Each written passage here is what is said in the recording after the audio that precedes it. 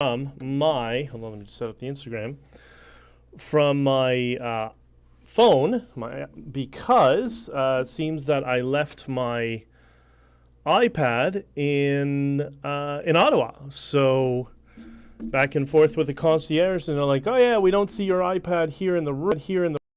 And I'm like, "Oh shit, screw." And hold on, sound should come back in a second. And I'm like, I have an app on my phone. Like, I can see it. I can see that it's there in your hotel. And they're like, "Oh, well, we don't see it." I'm like, well, somebody's teefed it, you know? But anyways, that's how I started, finished my night last night and started my morning. So good morning to everybody, to all of you. Or just allow me to say good morning and a very positive morning to all of you. And I hope everything is amazing. I hope you've all had an amazing week. And it's been a little bit of a crazy week for me, as I guess you can understand, and a whole bunch of us, Tamara included, and I'll get to that a little bit. I don't know if I'll discuss that today, but maybe tomorrow, but we'll see. And I just want to say, and firstly, while we're doing all of this, and we keep going back to, or at least I try to keep us back to that, the whole positive frame, and acknowledging the fact that we need to celebrate the freedoms that we have, and acknowledge that we want to expand our freedoms in the future, and they're all kind of in together in this little space.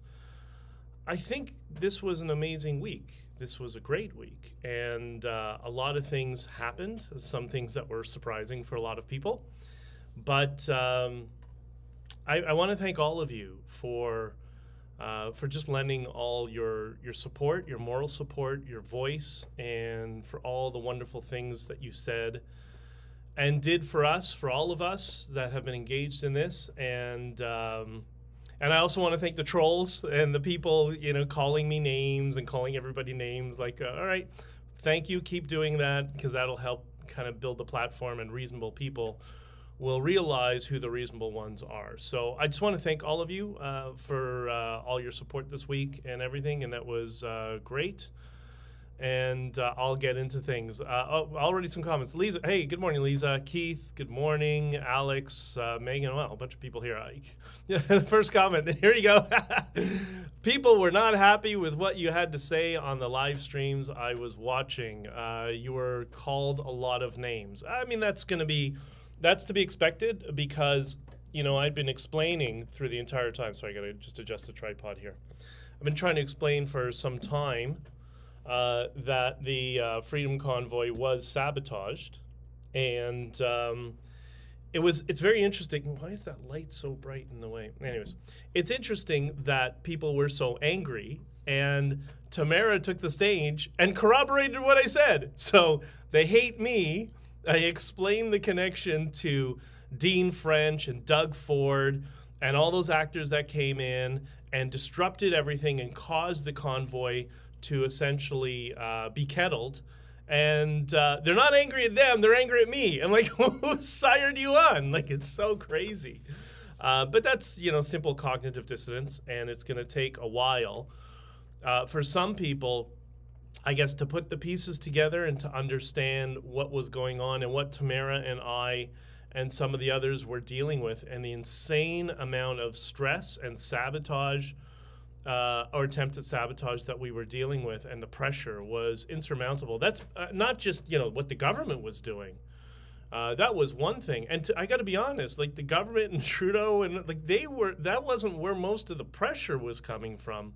It was coming from the political actors on the other side, on our side, that felt that it was kind of like the O'Doyle's rule, the O'Doyle rules sort of mind frame, like, we're in charge, we're gonna rock. Like, no, you're not in charge. You can go screw off. And so that's what I was explaining. So in my testimony, and this is probably why some people were upset a little bit. I don't want to get too much into this. I mean, just this last point, and then I'm gonna roll back and then build back up to it a little bit. In my testimony, you had to understand, it's not like I could sit there, and you saw a little bit of it when me getting cut off. I couldn't just sit there and state my case. It's essentially a court proceeding. They asked me a question, I answer the question. So I had to answer with a question in as dense a way as possible to shove all this information in before I was cut off and said, Mr. Dichter, you're not answering the question. And I'm like, yeah, I wasn't answering any of the question. I was trying to explain what was going on. So it was frustrating that it was so strictly guided. I didn't have standing. So Jim Kalaharios explained that I didn't have standing. What does that mean? If I had standing, that means I get to ask. I get asked questions, but I also have the legal right to have my lawyer cross-examine other people who say things. So, for example, when Keith Wilson said that, I don't know, Ben took all the crypto, I wanted to reach through the screen and strangle him. Like, I wasn't surprised. You know why? Because the crypto, the Bitcoin, they keep calling it crypto, it's Bitcoin. Because the Bitcoin seed phrase that I had, which was one of 5, for other people had the other ones, I surrendered it to him. And he gave it to the bankruptcy trustee who's holding all of this money in escrow. He received it, and he got on stage and said, I don't know. That's dismissal from the bar, that type of lying in a commission. Like, what is going on? Like, that is so that's the type of nonsense we were dealing with behind the scenes, like that sort of character. And he was and that's just one example, right? Anyways, so there was, okay, you know what, I'm doing the Instagram on my old phone, which has got, I don't know, maybe I gotta get a newer phone for this, because it's all I see is, it's like I'm in a halo of light or something. What if I put it to this side? Hold on, can I do it? But I know, guys, I told you, it's no way a professional operation in any way, shape, or form. Okay, this is a little less creepy, so I'll deal with the lights later. Anyways, sorry about that. So that's the kind of pressure that we were all under, and I tried to convey that in my testimony. The amount of pressure that Chris Barber and Tamara and everybody else who was still working with that initial legal team. One of the reasons I said, screw this nonsense, because there's one difference between me and the rest of the board. My mother was a paralegal. I produce a podcast for lawyers. My best friend is an attorney in Miami. Like, I'm surrounded by lawyers. I work very closely with Diana Davison, a legal researcher. So, I don't like this. So it's not like I'm new to the legal system. I'm the farthest thing from a lawyer, but I have some general understanding of what is at least within the framework of what's, practice law or normal practices, and what's just pure fantasy. And it was crazy, some of the things that I was being told from the very first day. So I'm going to get more into that over time. I think also it's going to be helpful when you read the book. The book is going to give some insight into my testimony, because the book's really positive. It's all the good stories that happened. I didn't want it to be a negative book. I wanted it to be something that everybody would enjoy and they could give to people who maybe were not supporters of the convoy. Is Insta working? Yes, it is. And so that's the framing of the book. But there is a little bit of, it will kind of lead you down that path to my testimony. And, well, that's what Substack is for. And that's what these streams are for. And I'm thinking of doing a late night stream, like a Saturday night live stream. I was thinking what we'll do is we'll put Keith Wilson's testimony, and we'll have some drinks, and we'll go to the part where he talks about me. And then we'll live stream and talk about it. I'm like, nope, stop. That's a lie because A, B, and C. And then the next thing, that's a lie because, and you'll understand the framework of what was going on. And then the other thing is the people online who are, it's really creepy, because there seems to be this devotion to a character who has been harassing me for years, was harassing one godless woman for quite a long time, and he's very, very intelligent, but he's all over the place. I think he's probably got some element of PTSD, but like a good con artist, or like Justin Trudeau, he sucks people in, and it's very dangerous when people are just, when somebody kicks the crap out of their ex-girlfriend and pulls a gun on somebody, And then people are like, oh, but he's a victim of the system. No. He's being charged because of a violent offense. That's it. Now, what happens to him? I don't know. Not my problem. Not my business.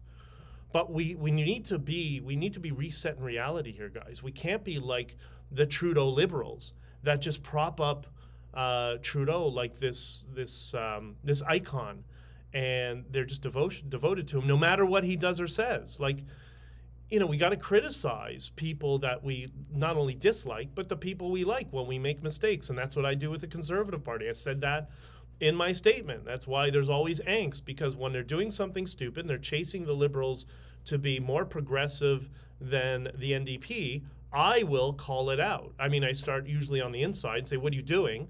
And when they don't listen, I put a little pressure, because that's the only thing politicians respond to. So I'm sorry, I'm the one trying to make sure they remain conservative, yet I get the one that gets attacked. And then the people who come in and try to take over and sabotage the convoy, everybody, oh, it's that Dichter guy. And I'm like, A, did you not see Tamara nodding her head the entire time I was testifying? You look at her, she's sitting there nodding.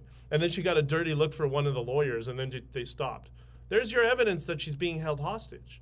And then when she did the testimony, she corroborated what I said. But you're attacking me. Like, these two, you talk about cognitive dissonance. Like, wow, it was crazy. Anyways, Beth is Insta working. I haven't been able to access data. I don't know. It seems to be streaming here. So Headshots is here. Hey, everybody on Instagram. Yeah, it's working. So I don't know. I'm sorry, Beth. But you're here on Locals. You don't need Zuckerberg's stupid app, whatever. Anyways, I hope you're all doing amazing. By the way, I'll walk you a little through what was going on. And you forgot your laptop and now iPad. Hope you get back. Well, when I left the hotel, I had to pack up pretty quickly. I had to get back to Toronto. I had so much work to do. And yeah, D, I don't know to tell you. You know, I'm one of those people, I got to put things in the same place every day, like my wallet and my keys, and I systematize everything.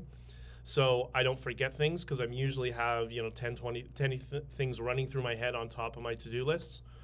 So it's no surprise I forgot my iPad, because I'm not in my regular atmosphere. I don't have the same sort of system laid out. I'm going to forget something. And sometimes I have a checklist, because I'm that much of a nerd, apparently. But I just didn't have time to throw together a checklist system for this trip. So, because it was really an intense day, and I can explain that. So, a couple of comments, and I'll get to it. And the comments that's okay. So it seems to me anyone who wants to pick apart things will. Let me just put this on the screen. It seems to me that anyone that wants to pick apart things will do it, but the positive feeling that will remain from all is said and done. Agreed. Listen, there's people that are going to just to try to, fuel their confirmation bias as they slip into cognitive dissonance. Because what I said in my testimony was something that most people were not aware of beyond my lawyer and the people who were there. Salman Seaman knew that because he was there the entire time. Boardman knew that because he was reporting on TNT and he saw all this going on. But most of you didn't, and I've had to hold this in for months because I needed to wait for the opportunity to testify in something, that they find a forum to do it. I'll get to the standing thing in a second. Sounds like Keith Wilson hijacked the leadership. Not that. I've never seen somebody get so drunk with a camera. It was frustrating. Every time there's a camera, he's running to the camera. He's running to the camera. How many times I said to, I kind of lost my shit in the hotel room one time. And I remember saying to my team, I said, the fuck is wrong with this guy? He's supposed to be practicing law. Stop with the cameras. Just stop. Kept jumping over every time. Go to camera. He's nuts.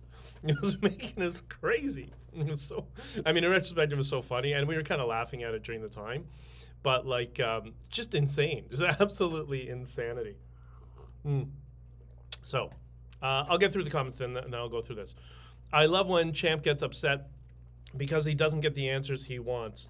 Yeah, I think it's because what's funny. All those lawyers were really intimidated because this commission was a big deal in the legal community, and I don't know. I just walked in, whatever, do my thing because I don't really have an invested interest.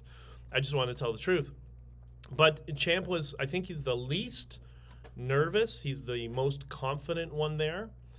When we did like a cross examination about a motion that we've put forward in this class action suit, which I don't think, hopefully, won't get certified. I don't think it will. But you never know in today's world. And Champ was very, very polite. He was very respectful. He was. I couldn't believe how professional and nice he was. And I'm not running to do that to say about somebody who's got tax the rich on their laptop as they're harassing working class truckers for just basic operating expenses while they're in Ottawa. I mean, you talk about irony. However, he was very polite, and my lawyer as well, Kalaharios, said to me, no, he was very professional before I spoke to him. Yeah, Keith also, this is very important. Keith also said in his testimony that the EA was justified. There's a reason for that. Because what you were seeing was, and this is why the Conservative Party gets upset with me, but I don't care. The Liberal Party wants to say that the EI was justified because they want to ensure this doesn't happen, that they're not negatively impacted. Oh, that's the hotel with my iPad. That for obvious reasons, they want to be able to justify their stuff. But the Conservatives, their narrative, and this is why Doug Ford got involved through Dean French, his buddy, and Tom Ratto and Randy Hillier, because Randy Hillier is very close with Brian Patterson, president of the Ontario Conservative Party. Like, it's one group of people, right? I didn't realize the cutout that they were using was the JCCF and Keith Wilson, but that's the cutout, but this is the group. So they, back to my point here, what was I going to say? So they, the Conservative narrative, unlike the Liberal one, which is, oh, the EI is justified, the Conservative narrative is, it was peaceful, but then it got out of hand. And I first heard that in March when I talked to a friend of mine who's a Conservative lobbyist, and she said that to me. And I said, no, that is bullshit. That is not what happened. I don't know where you're getting that, but absolutely not. And then I thought that something's wrong. I think the Conservatives are going to go in that direction. And that's what they're doing, because they don't want to have to talk about the Freedom Convoy going into the next election, because they may actually have to uphold conservative values and not chase the left off a cliff.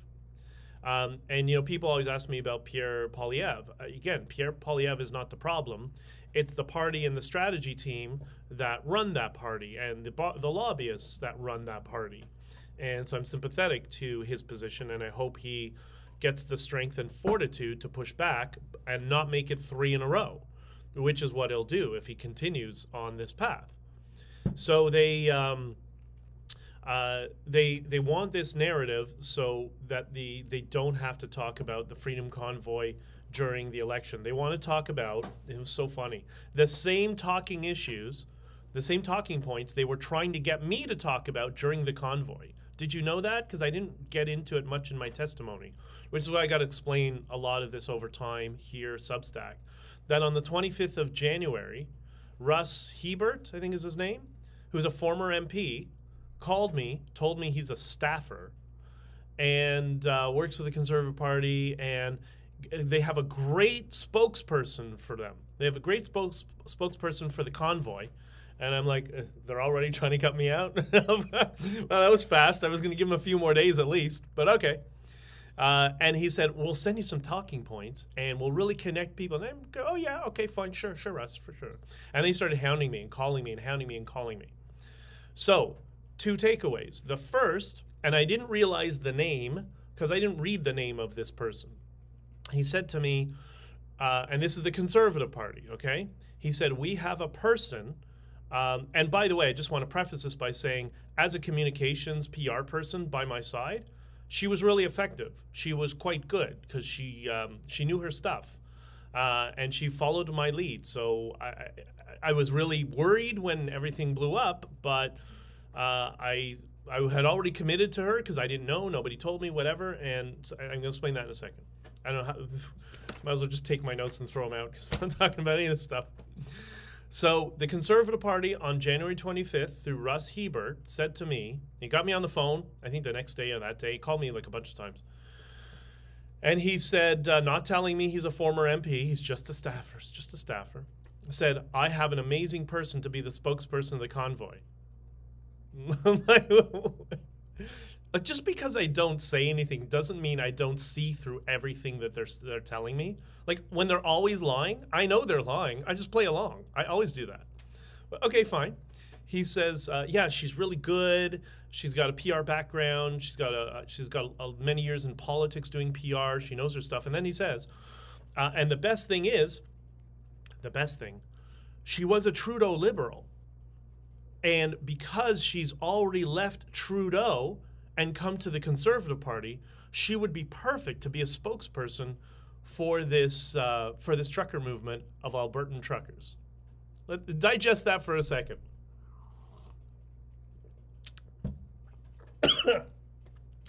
That's what I was thinking when he first told me that. So, this is why you never drink on camera. So I responded to Russ, and I said, Russ, so let me get this straight. You want me to go to a bunch of Albertan and Saskatchewan truckers, and BC, Northern BC truckers, who are driving across the country because they're so upset at Trudeau's policy that's destroying their lives and their business. And you want me to replace myself, the spokesperson, an actual trucker who owns a truck, even though I'm from Ontario, which is always a strike against you in Alberta. Even in my family, who's from Alberta, I get that. And you want me to replace myself with a girl who doesn't drive a truck and is from the Liberal Party. That's got to be the stupidest idea I've ever heard in my life. Now I wonder why you cannot win an election even when it's handed to you. I can't believe the stupidity of that statement. So I said, thanks, but no thanks. Oh, and your talking points, which are all the talking points that Pierre Poilievre are using right now about inflation and all that sort of stuff. They wanted me to talk about inflation. The truckers are upset about inflation. That's what the Conservative Party was trying to get me to do. Again, this is not Pierre. This is the system. Pierre wasn't even leader at that point, and Pierre was the one person who spoke up. The system of the Conservative Party trying to take over as of January 25th to replace me with a Liberal girl who I didn't know, and I didn't look at her name on the email, so I just kind of ignored it. I said, Russ, thanks, but no thanks. And he kept trying to call me, and I spoke to him a couple more times, like, hey, dude, it's just not happening. Just get it through your skull. And I have the emails. I should share the emails with all of you guys and the talking points, so you should see it. The Conservative Party will like that, eh? I'm not going to throw them that far under the bus, but I think this is enough. But you get the idea. So it was the Conservatives that were... So Ezra Levant, who is deeply entrenched with the Conservative Party, posts that, Dichter's bringing in this Liberal girl. And I'm like, that's your guys doing it. You know Russ. He's a Western conservative. Like, it's so frustrating. It was so frustrating. So then we were fine. We kind of moved along. And after we got to Ottawa, we were there about a week or so. I can't remember. The days were really fuzzy. That's why John helped put together the timeline for the book, because it was difficult. Every day was the same, right? It was like Groundhog Day, right? Tamara came into my room one day, as she always did, and she said, listen, I've got another somebody to help you, and she's got a couple people with her, and this is her, and her name is Dagny. And I said, oh, okay, so let me sit down with Dagny and we'll talk for a bit. And she said, cool, great. And she went off and to deal with a whole bunch of other stuff, because that's what Tamara was doing. She was running around to different people and stuff until she got really overloaded, and I really felt bad for her. So I sat Dagny down and gave her, like, you know, the 30-second interview that you give people when things are really quick. And, you know, before trucking, I've had many different careers, very corporate careers. I've managed lots of staff in my life. I've done media training, which I've done so much media that I break all the media rules now. That's why I'm a little bit, they can't handle me, because I know what the rules are and I really don't care sometimes. But sometimes you walk the line, right? And so I sat Dagny down for, I don't know, 30 seconds, a minute, 2 minutes, and to try to give her a few questions, kind of what's her perspective. Her big thing was the vaccines and the mandates. Which, okay, fine. What's her background? She's done PR. She's done political PR. She's very close. What she mentioned, I don't know if she mentioned Rust. I don't think so.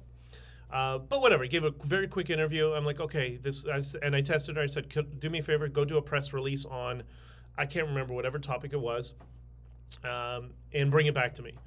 So she did something real super quick. She's very quick, and gave it back and brought it back. And I'm like, okay, it's a little too corporate, a little too PR, public relations-y, which is what she wants. And I like things more emotive.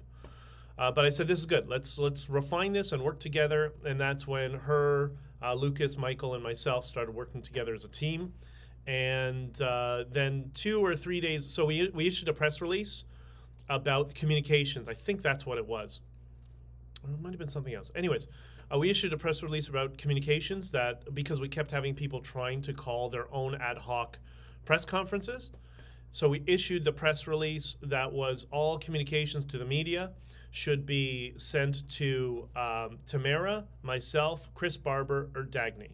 And that's because myself and Dagny were the media team, and Chris Barber, myself, and Tamara were pretty much the de facto of our group. We were handling things in the most organized fashion. You know, Chris was dealing with certain stuff with the security team and the ARC. Tamara was doing a little bit of a crossover with that. We didn't have any, you know, control over all the other groups, the James Bowder group. I mean, they were there. There was some conflict that was resolved when I wasn't there, so I just let it with them. And all the other little groups. It started to get better over time. Everybody kind of got on the same side, which was great. And then 2 or 3 days later is when I saw Ezra Levant and Sheila Gunn-Reid were like, oh, Dagny Pollock, she's got an Obama person. And this came up on my stuff, and Dagny came into my room, I don't know, about 10 minutes later, because one of the guys mentioned it to me. Somebody, I think it was Boardman, who was he was there reporting on this stuff the entire time, and I gave him like complete access to report on it, which is why we're doing this stream on the National Telegraph. He was very fair, him in his coverage, him and Wyatt. So Dagny came into my room, and she sat down at the table next to me, and I'm sitting there in my, I don't know if I was in the wheelchair or just the regular chair with my leg up, and she sat down and said, hey, Dagny, I got to ask you something. You're liberal? And she's like, oh, no. I'm like, okay, tell me the story, Dagny. And she said to me, look, the short version was I was 19 years old. I was a 19-year-old kid. What do you do when you're a 19-year-old kid and you grow up in, you know, in Ontario? Like, that's not abnormal. I was, you know, I didn't know much about politics, and there were opportunities, and the messaging was all about helping people, and, you know, I had my struggles too, and it resonated with me, so I wanted to get involved in politics, so I did. I thought that would be my way to help. Okay. And she said, but then with all this vaccine stuff and the mandates and all that sort of stuff, she said, you know, I was already getting uncomfortable, but that was the final draw. And I walked away from a lot of opportunity that was promised to me, and it was difficult to walk away. But and that's why it took me so long. And she's like, you know how it works. You get involved in politics and they promise you a whole bunch of stuff, and then you get sucked in. And I was getting sucked in, but whatever, it is what it is. I thought I was doing well. And I said, okay, so are you liberal now? And she's like, no way. I'm done with that. It's, you know, they've ruined my life. They've ruined everybody's lives, and I'm just not doing it. And I said, okay, well, she at that point had already been doing some stuff in terms of press releases.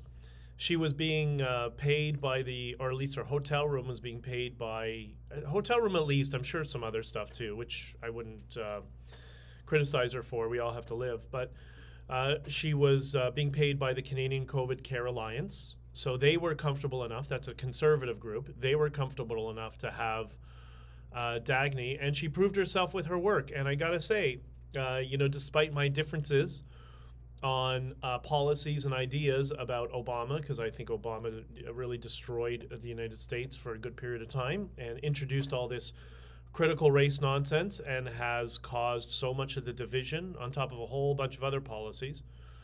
So we're never going to agree on that. I think she probably, I don't want to speak for her, but she would probably think differently. But she was good. She was very effective. Her and Lucas and the guys, we became a really good, tight-knit team to deal with communications. That's why, when Brendan is like, oh, you sent that tweet, it's like, dude, we were a team working in that office. You were not there. I know you've been trying to plan this for months to try to throw me under the bus and label me with all of this stuff because there's certain other stuff. The CEO of the JCCF is Mr. Tanya Grenick Allen. Who is Mr. Tanya Grenick Allen? Well, his wife blames myself and other people, the gay conservatives, and I'm not gay, by the way, but the other gay conservatives, my friends in LGBT Tory, for her being terminated as a candidate, which is not true. She was terminated for her statements on in vitro fertilization. And but she's always been hating on the gays or anybody affiliated with the gays, and I guess they thought this would be their opportunity at retribution. I don't know. I maybe that's their motivation. I don't really care. I was there for Tamara and the truckers. I'm a trucker too. I was really mortified when I had to put that stupid app on my phone to get back into my own country. It was disgusting. And I did my best to try to speak on this issue and bring everybody together and to focus on all the positive aspects of protesting and coming together and opposing Trudeau, right? On those social issues, I'm very libertarian. I have lots of friends who are Christian conservatives who disagree with me. The very sort of love the sinner, hate the sin, and I get that. And so that's a space that we can all speak and love each other and accept each other. And all of this time, I've gotten a lot closer to people of faith who are Christian conservatives, and I have a newfound respect for them. I have a little bit of a different worldview, but I understand the utility and the importance that it has in their lives.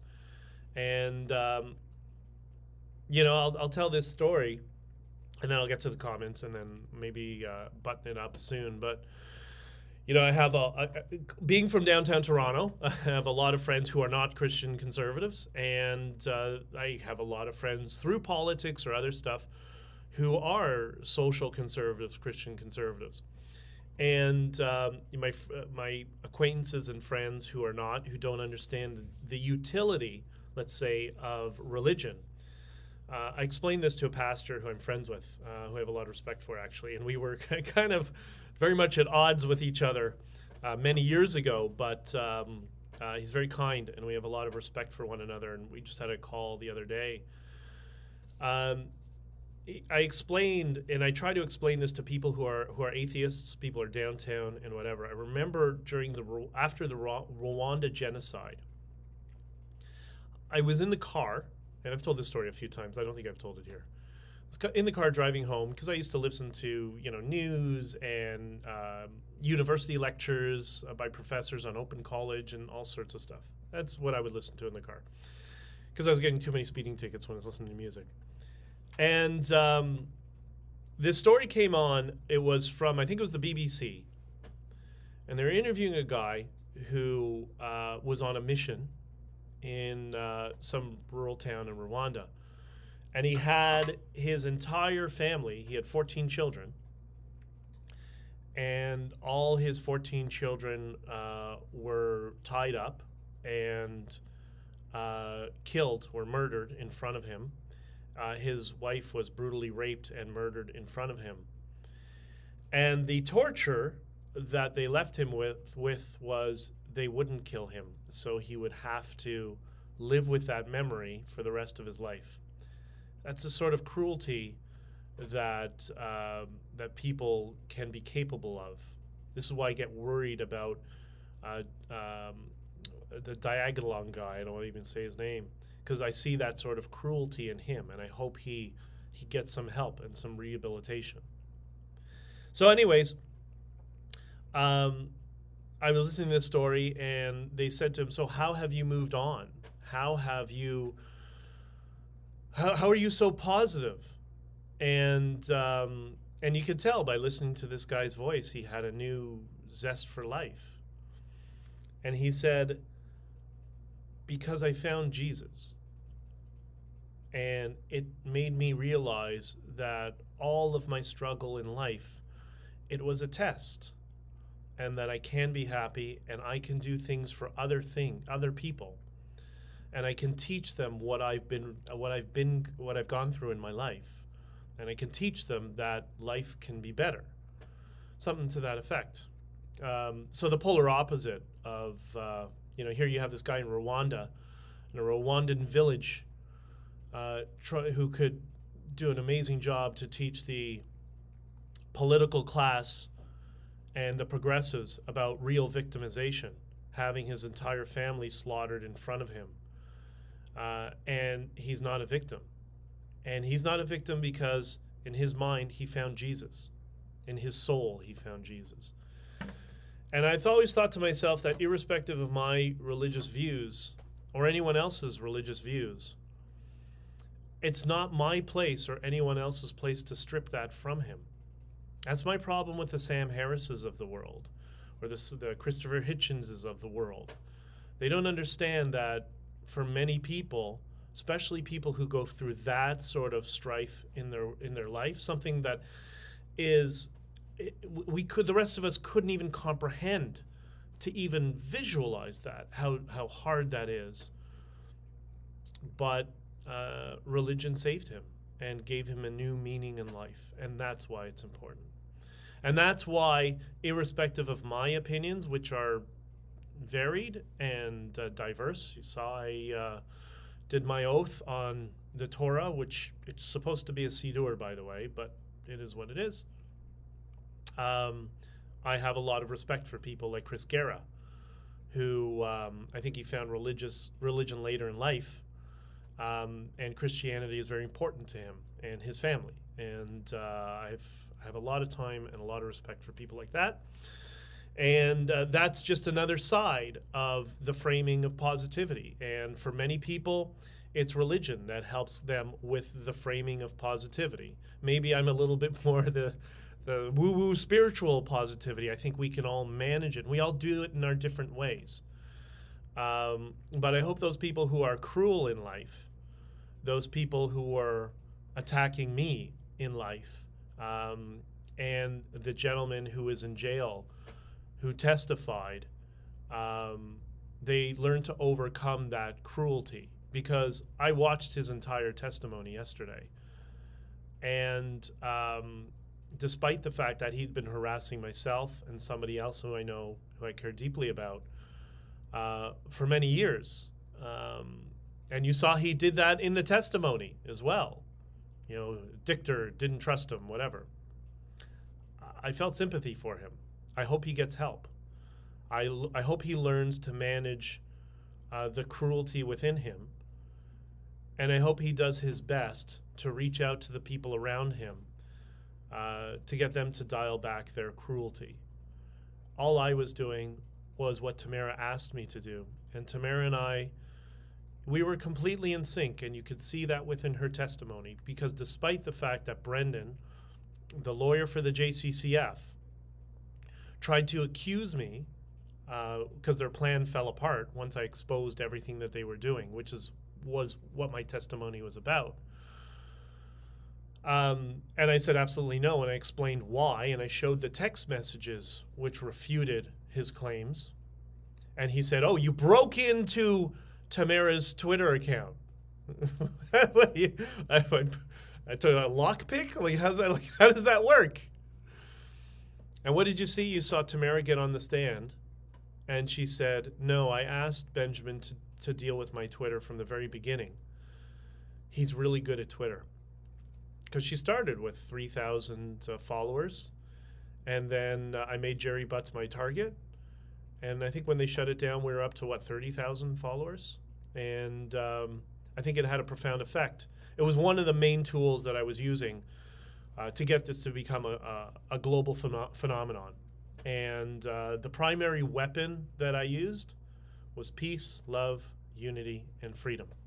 Because that's something that no authoritarian or somebody who lives in a very dark and cruel space, like Justin Trudeau, or this person who was in jail testifying, that's something that they'll never be able to overcome and challenge. So I hope these people find help, and I hope they get a little bit of perspective and learn to dial it back, because I don't want more divisions like we were dealing with the people attempting to take over or sabotage the convoy for political gains. We were there to lift mandates and to remove the ArriveCan app and allow everybody to get their lives back. And I think we did that. We didn't do it in the way we wanted, in the time frame we wanted, but I think I think our goals were accomplished, as we see now. And now we just got to make sure they don't do it again. And I think the case has been made that they'd be very nervous about doing that again. So anyways, I hope that clarifies some stuff without getting into the weeds too much. Okay, let me go to some comments and scroll down here. Good morning. Good morning, Jesse. How you doing? D, everybody's good morning. Awesome. Just some info from the Netherlands. David Icke is banned from speaking protest in Amsterdam. There's a lot of people like me who are ashamed of our criminal government. We stand united. David Icke is the same as, he's got the same disease as the guy who's in jail right now. He knows, he's very good at persuasion. He knows the psychological tricks of persuasion better than I do. He mixes in a little bit of truth with a lot of things that are not true. And I know he's not a Holocaust denier. And I personally don't care. I'm a free speech absolutist. I think people, I'm like Gad Sat. That's something that we agree on. Is speech is conflict resolution. So people should be able to say stupid things.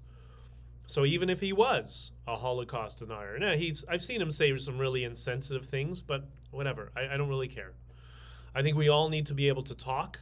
I would hope that we would focus on positivity and being respectful of one another. You saw, I don't know if you saw my Instagram, that woman who was calling me a terrorist with the LGBT flag and go home Benji, the terrorist, and whatever, all that sort of stuff. And what I did a video in front of her, and I explained that she's just confused. She's probably a wonderful person inside there, and don't hate on her, but the trucking convoy was there to not only protect our speech, to speak about the cerveza sickness and the government encroachment in our lives, but it's also there for her to call me whatever name she wants. I don't really care. I got pretty thick skin, right? I remember learning in kindergarten, sticks and stones shall break my bones, but names will never hurt me. And I don't know how our government has forgotten that. Champ should not be in the inquiry. He has $300 million conflict of interest, I believe. It's now $450 million, by the way. Like, I don't know how this gets certified, but we'll leave it to the lawyers. I can't speculate. Alyssa, who was the saboteur? Well, I explained in my testimony, and I know it wasn't a narrative, so I couldn't walk everybody through it. Read the book, that will give some insight, and I will continue these streams and my Substack, BJdichter.substack.com, and you'll be able to put it. It's really, really complex, and to squeeze that into such a short period of time was difficult. But essentially, you had Doug Ford's friend showing up by way of Brian Peckford and Keith Wilson, because Brian Peckford is the one who told Keith Wilson to call Dean French, Doug Ford's best friend. They showed up with Randy Hillier's friend Tom Marazzo and started having meetings with the city of Ottawa. which I remember Keith told me, I think after the first or second meeting, he said, yeah, we're going to have a meeting with the city. And I said, no, you're not. No, you're not. We're the client. You're not meeting with the city. And he said, no, we need to do it because it's, how did he describe it? A sign of good faith. And I remember saying to him, Keith, have you never negotiated any business deal in your life? That's not how negotiation works. Just wait. The police chief just said this requires a political solution. So everything's great. Don't go and fuck it up, Keith. And what'd he do? He went and did it anyways. There's a whole bunch of other stuff. So I'm positive now. I'm just reenacting, what happened, right? The requirement seems to be focused on what the convoy, the police, city officials did or did not do. I'm just going through all your comments here now. So and then I got to run. So, oh shoot, I got to be at the coffee shop in 10 minutes. Was a testimony about all the pushback and the mandates long before we head to Ottawa. There was testimony about what the government did and didn't do. That started all of this. I think it's shifting. It's supposed to focus on the Emergency Act. Was it justified or not? But they're turning this into like a little character show. But I did wonder, why the hell would they call the guy from jail to testify? And then when I saw the testimony, and if you take the frame of they think legacy media is credible, then okay, I can understand. And the guy in jail was really affected. I wish people would just come together, because he mentioned this anti-hate group, which I have no time for. I agree everything he said. It's a complete smear operation. It should be defunded. It's horrible. But I don't know. You want to sow division and attack people because of whatever nonsense. Okay, Ben has not been. He has not been professional with others. He has thrown temper tantrums. Who's he? I must have been talking about somebody. I can't remember. Oh, are you talking about? I don't know. I have no idea. The Jewish community in Ottawa is not happy with the comment about the Jewish accountant. Yeah, that's with Paul Champ. Somebody can send this to him. I'm gonna defend Paul Champ on this. I know this from my own. We're way too sensitive. We gotta chill back. That's not what Paul Champ was doing. What he was trying to address. I can't believe I'm defending. I got to defend this guy who's suing us for $450 million. But he was just pulling out another, racial trope is all he's saying. And but Pat King, who I don't know, but he wasn't giving testimony in a commission. That's the problem. He was doing a vlog, which okay. But he that exchange with him and Paul Champ at the end, that was funny and entertaining. But that's not what they're for. But it is what it is, right? I hope sure Daniel and Wyatt take their platform back to or start another creep. So this is the cognitive dissonance that I'm talking about. So Tamara called me and asked me to be in the convoy. I'm sure, Brenda, if somebody asked you, you love Tamara. So you love everything that Tamara does. At the same time, Tamara asked me to be a part of it, and we worked hand in hand for the essentially it was the fundraising efforts of the convoy and messaging, because we couldn't herd all the cats, but we did our best. So you love Tamara, but you hate that you're attacking the guy who worked with Tamara, who helped give Tamara a voice. And by the way, her Twitter account, which I'm sure you were following and you loved, that was me. That wasn't Tamara. She did a couple posts in the mornings when she had some time after, I don't know, the first week and a half. I would wake up and I would see there was a late night or early morning posting saying, love all you guys, all that sort of stuff, which is great, right? But anyways, oh my God, there's so many. Champ had his share of ad hominem, sarcastic comments. Yeah, sarcasm in a commission is not really, and it was difficult for me, right? Because my humor tends to be a little bit sarcastic. And you saw me accidentally laugh a couple of times, and that's not the decorum of a commission. And it's a very rigid, and there's a reason for that. It's not a criticism of it, but anyways, it is what it is. The bigger question is what the truth is about the COVID and the jabs and the mandates. Agreed. That's my goal was bring people together about freedom for the truckers. And then once we get to that, then people can engage in discourse about the COVID mandates. So I think Preston Manning wants to do a private commission just on what happened with COVID and regulations and lockdowns, and I think that's perfect. So now we're dealing with the EMA, and we need something about the money, which is happening in the parliamentary thing. That's the number one thing, which I'm going to talk more about soon. A lot of focus on personalities, motivations of protesters, distraction, attempt from Canadians to get angry with Canadians about protesters being disobedient to unjust mandates, and disobedience is bad no matter. Okay, agree. We can all read the rest. Howard, 100%, brother. I agree with you. And it's really weird that they're taking this approach of just highlighting. I know what they're trying to do. They're trying to say, well, look at all these people. Look how angry these people. And they were protesting civil disobedience. Civil disobedience is a legal right in British common law. So that is we pay taxes so we can have civil disobedience. It is what it is. It's the provincial Conservatives that are the problem. I would say it's Doug Ford and the provincial Conservatives, 100%. I have so much to talk about because I do have friends in that party.